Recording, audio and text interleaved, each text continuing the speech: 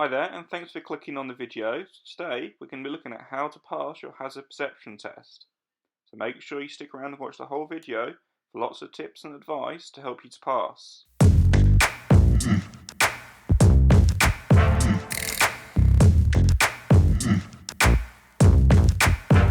On your hazard perception test, you'll be given 14 video clips, which are nowadays mainly CGI. There is a maximum of 5 points per developing hazard. To pass, you need to be able to get at least 44 out of the possible 75 points. This means you need to get on average 3 points per developing hazard. Here is an example of a clip. So when you're driving along, you must be looking for any potential hazards. So these are things that could potentially cause you to slow your speed or to change your direction to steer. Whilst you will not score any points for these hazards, you still need to look for them because one of them could develop. And when it develops, that's when you will score your points. When we say a hazard developing, we're talking about the point at which you must take action.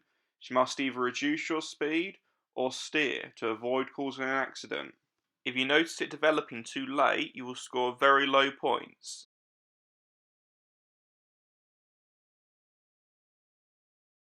Here we have our first potential hazard. Parked cars on the left and on the right. Are any of them going to move and pull out? Are there any pedestrians or children about to run out from behind the parked cars? So look for any movement. Look for any lights on the parked vehicles. This is worth a click. As you drive along, keep looking for any potential hazards. Again, perhaps these parked cars are going to move. If they do, you would click again. We're now approaching a T-junction, but no hazards at the moment, so no need to click at the moment.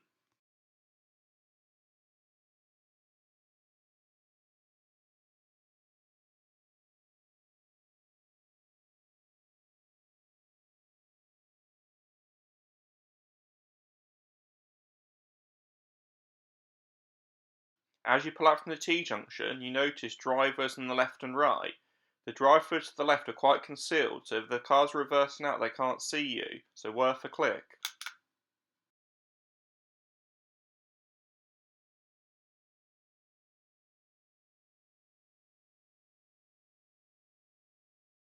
Looking ahead, we see some children on some bicycles.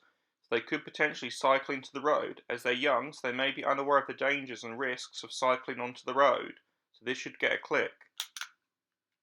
As you will soon see, this is going to be our developing hazard. So we're going to use the 2-click method when the hazard starts to develop, to make sure we get a click inside the scoring window.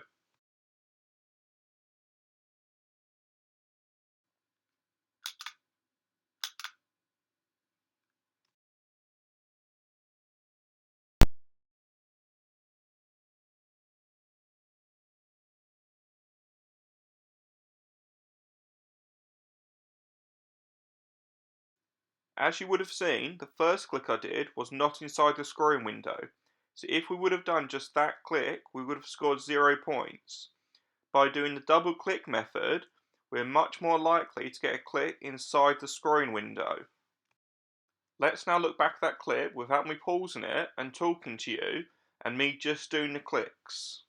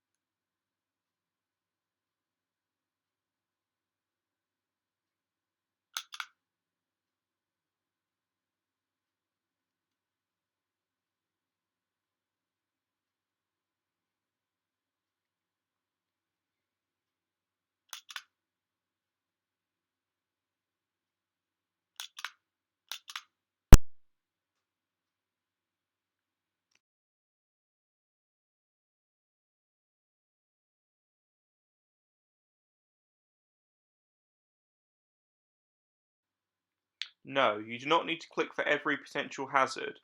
If you click to every potential hazard, for example, every single driveway, every single pedestrian, every single parked car, you would click too often, and you potentially could be penalised for this and score 0 points for the clip. For example, pedestrian left, junction left, parked car right, parked car right, parked car left, oncoming car, parked car left, parked car right, parked car left, T-junction coming up, oncoming car, stop traffic ahead, traffic turning left. Only click for the high priority hazards. For example, if the clip shows the car driving through a town centre, do not click for every single pedestrian. Pedestrians who are looking ahead and are far away from the curb are quite a low risk. However, if you see a pedestrian who is looking back over their shoulder, or they are walking towards or walking near the curb, then they are high risk and definitely worth a click. Also remember, you don't score any points for clicking for the potential hazards, so you don't need to over-click for them. The main thing you need to be clicking for is the developing hazard, which is where you will score your points. When you do your double click for your developing hazard, try not to do the 2 clicks too close together. Look, a cyclist approaching a pedestrian crossing.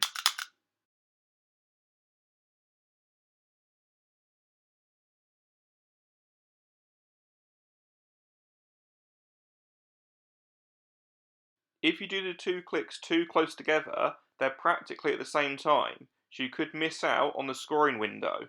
On the clip I've just shown you, you would have scored 0 points as no clicks were inside the scoring window, despite you noticing the hazard. You must also remember on one clip there are going to be 2 developing hazards, so this means you must stay alert. When the first hazard is developed, do not switch off, keep switched on and look for the second developing hazard. For example here, we're driving along, we see the man on the right approaching the zebra crossing. The scoring window starts now.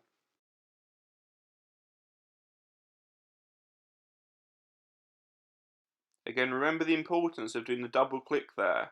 If we would have clicked too early, we would have scored 0 points as we didn't get a click with inside the scoring window. But keep alert, is there another hazard coming up? Look between the silver van and the black car here. Notice the other moving vehicle in the car park. This has got to be worth a double click. The scoring window starts now. So remember, keep alert and keep your concentration.